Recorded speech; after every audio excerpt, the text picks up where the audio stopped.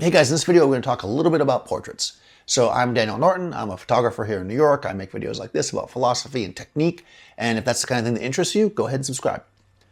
Okay, so this video, I debated making this a really quick tech talk versus a philosophy video, but I think it'll end up being somewhere in the middle. What this comes from is somebody specifically asked me, they were watching a video, and they said, why are you using a 24-70 instead of an 85 to make a portrait? So, you know, the thing with that is this. So we are often told as photographers that longer lenses are more flattering. And that has to do with compression. So I've made videos about this specifically, so I'm not going to get super far into the tech of it unless I get a lot of comments here. If you guys really want to see another video that's more in depth than that, let me know and I'll see what I can do. But basically, the reality is that the further away you stand from somebody, the further away you stand from somebody, or things, the more compressed it is, right? So if, I guess thinking about it on a larger scale, if you're standing in a city, right, the buildings are all around you, you can't really see much. If you're 5 miles away, the city seems, small. The buildings look like they're right up against each other. Same thing happens on somebody's face. The further back I go, the smaller their nose gets. Their face actually widens out a little bit because you don't get that like stretch, right? The ears. So, the ears don't go fly back. So you change the shape of the face slightly, and a lot of people find that to be somewhat flattering, and that's conventional wisdom for photographers. I always think of a portrait shoot as more like a conversation, right? And if I am going to have a conversation with you, I would rather be 3.5 feet away from you. Let's say I'm sitting at a table now, like the other side of this table, versus 6, 7, 8, 9 feet away, as I would be with a really long lens. If you are a fashion model doing a certain thing or whatever, or a professional model, you're out there, then yeah, you're used to modeling and whatever, I'm yelling at you, it's fine. If I'm just meeting you and you're needing to be comfortable, I want to be close, I want to be close to you so I don't have to yell at you and so you can hear me talk and that we can just have a regular, normal conversation.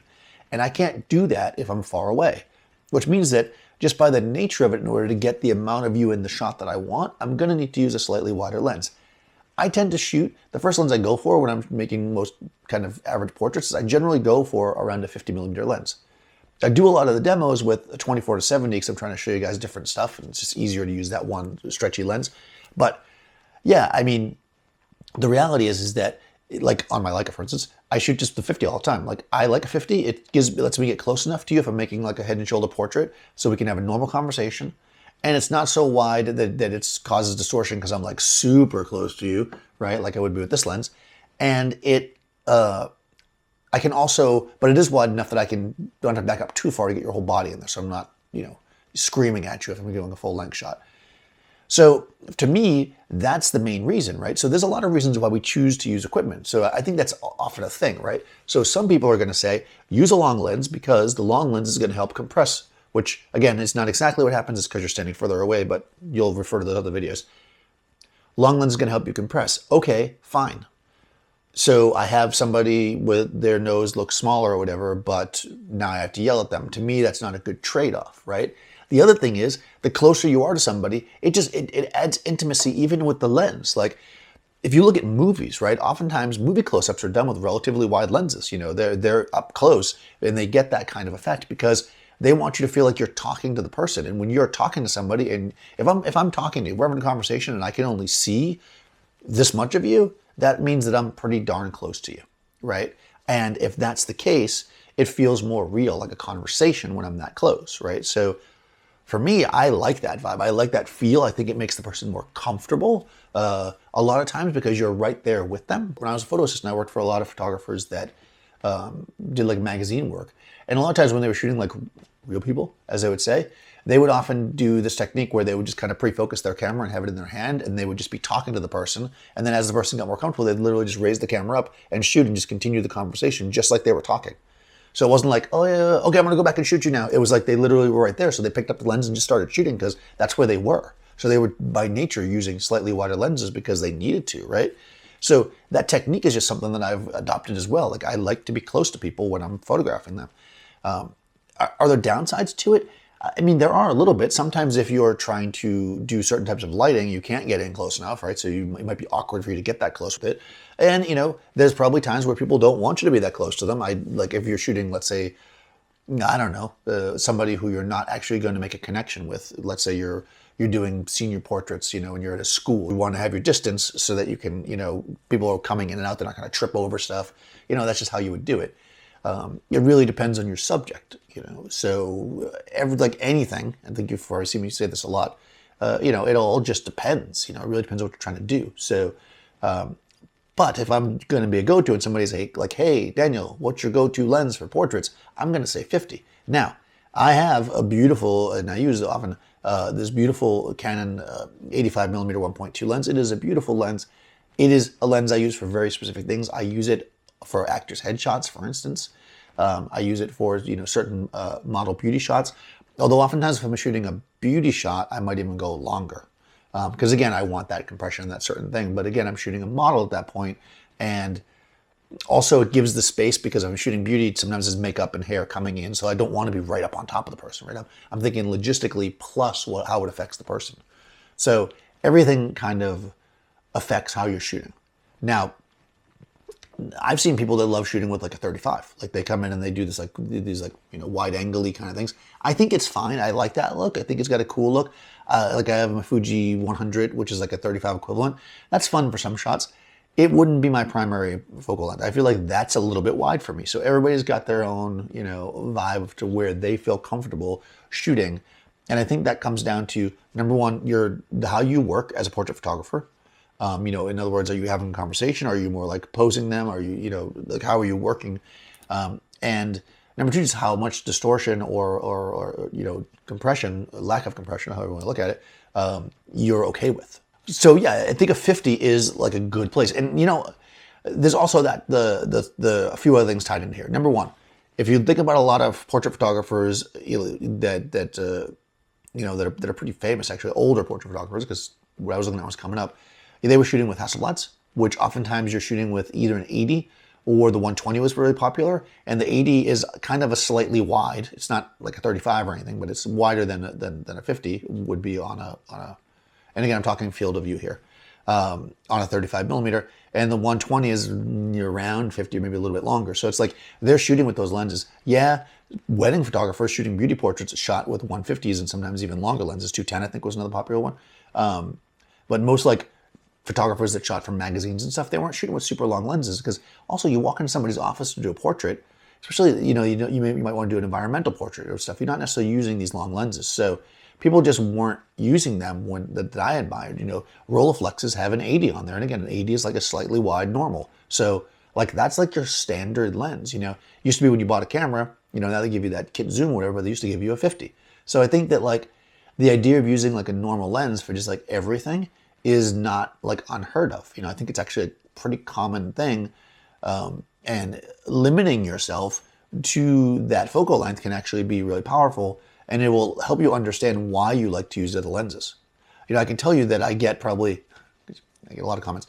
I get plenty of comments telling me that I'm always too close to my subject. It's one of the favorite comments people love to give me. You're too close to your subject. Well, I'm too close for what you like. I like to be close to my subject. I think that it helps my interaction with them. And to me, my interaction with the subject is the most important part of the portrait. The interaction with the subject and the lighting. Those two things are what build the strength of the portrait, right? How big or small I've adjusted their nose from normal size, I don't care, And they don't care if they get a portrait that they really love, and they will get portraits they love that sometimes are different than when they were imagining, And kind of one final thing that I'll add here is that I would say in the last, I don't know, maybe 10 years, I don't know when it came out, this thing, right? Smartphones have changed people's perspective on what a portrait is, because we have the selfie. And people make a lot of selfies, right? Selfies are super, super common. People look at themselves at their phone, taking pictures of themselves all the time. And guess what? This is a pretty damn wide lens, and it's pretty close to you. People are used to seeing themselves like that now. So they don't have that weird perception that they need their nose to be super flat, and that everything needs to be this flattened thing. People are used to seeing themselves slightly wide. In fact, even when you look in a mirror, you're usually close to the mirror. You see yourself wider, right? We've built this as photographers, well, not me, people before me, this idea that you need to use these long lenses, but the reality is that the wider lenses are almost more normal, So yeah, I like to use a slightly wider lens. Not super wide, but a 50, a 70, sometimes an 85. And then if I'm doing very specific work, I'll switch to longer lenses. And I should say, because of course, I've gone through the gamut. I used to do, when I lived in Miami, I had a 300, I had this beautiful Canon lens, 300 f4 that they used to make for the film cameras. It was not expensive, relatively speaking. 300 millimeter lens, it was only as big as a 70 to 200. They don't make that lens anymore. Anyways, that was the fantastic lens. I used to use it all the time for shooting on the beach. Like I'd go out there and, you're standing like 20 feet away, if you're doing full length, standing super far away people, but you could do a head and shoulders portrait. You're standing like, pretty far away, far enough that you have to like yell at them. So like you're literally walking up to the person, explaining what you want, and then going back, to the camera and shooting. And it definitely has a different vibe about it. It's a little bit more contrived and posed in a sense, or, if you want to do something specific, or you just have to let them do their thing and it's blast away. And it created such a cool compression. It was fun lens to use. Used it all the time. Don't use it anymore. I've changed the way that I work. That happens. We evolve, we change, we shift, Maybe you like a longer lens now. Maybe you like a wider lens now. And if so, maybe you should try to do different things if you haven't. Try to mix it up, see what works better for you. A single lens might be great to use for a long time, but switching it up can really let you see through a different set of eyes, in a sense. So, because your lens is really, those are your blinders, right? Your lens is controlling what you're seeing, it's controlling the field of view. And that is going to control how you operate. So, try different lenses. I like around a 50-ish. I guess if that answers the question, I don't immediately go to my 85 unless I feel like I want it for something. There's times I want that 85. It has a certain quality to it that I really love. Like just the way it handles skin is really nice. So more so than its focal length. There's also a 51.2, which is really nice. And again, it has that beautiful skin tone quality, and actually it's very popular. The 51.2 is probably maybe more popular than the 85. I'm not sure. It's a great lens. I don't personally use that lens, but I have used it and it's very, very nice. That's a Canon lens. I mean, there's plenty of, obviously, whatever brand you're using, there's different lenses. I rarely ever use a longer lens now unless I'm very specifically doing beauty. It's just as the way that my work has shifted. Partially, I would say it has to do with my move to medium format. When I was shooting, all the catalog stuff, I went all medium format. And medium format lenses, just by their nature, because of your field of view again, they tend to be, quote, wider. So you're shooting with a 90 on a medium format, but it's really like more like a 50, as far as field of view. So it changes what you do because now you're using a 90, but you're standing very close. So it definitely, and one of my favorite things is I have a 300 on my 4x5. And when I shoot with my 300 on my 4x5, to do like a head and shoulder shot, I'm only like 5 feet away or something like that. I'm super close. In fact, I did a video, pretty sure we're using the 300 in those shots. I'll have to look back at it, but I'll put a link. Did a video where we shot Polaroid shots of Marissa, and I think Seth as well, and Gene. And of course, in the video, we probably shot Marissa. And I use my 4x5 with the 300, and you'll see how close I am. And so it comes down to format. I'm just, no matter what, like I can be like, oh, I shoot with the 300, but I shoot with 300 on a 4x5, not a 300 on a 35 millimeter or on like a, micro four thirds where you'd be like, 1,000 feet away. And again, we're talking portraits, we're talking kind of where you're standing, we're talking like how you do things. One of my things is that I like to do in a portrait is, like I said, I try to make people feel very comfortable and very loose about it. I think it just changes the interaction of you and your subject on the set. It really does. So that's why I don't generally shoot with the 85 or longer lens for a portrait, even though maybe that's like typically what people say to shoot with. I'm curious what you guys do. I mean, how many of you guys shoot with really long lenses, and do you prefer to stand further away and give the people their space?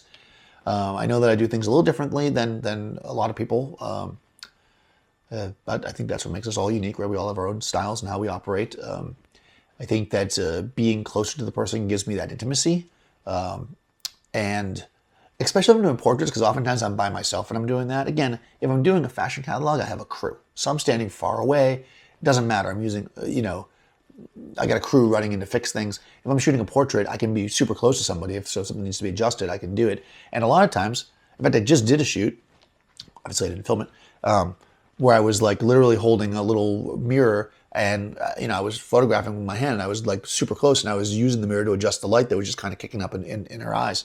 And like, that's the kind of stuff that I do when I shoot portraits. And I was probably like I think I might have even been the one set at 35 because I wanted to be close enough because the light that I was reflecting was, right near her face. So I needed to get in there, and my arm's only so long, right?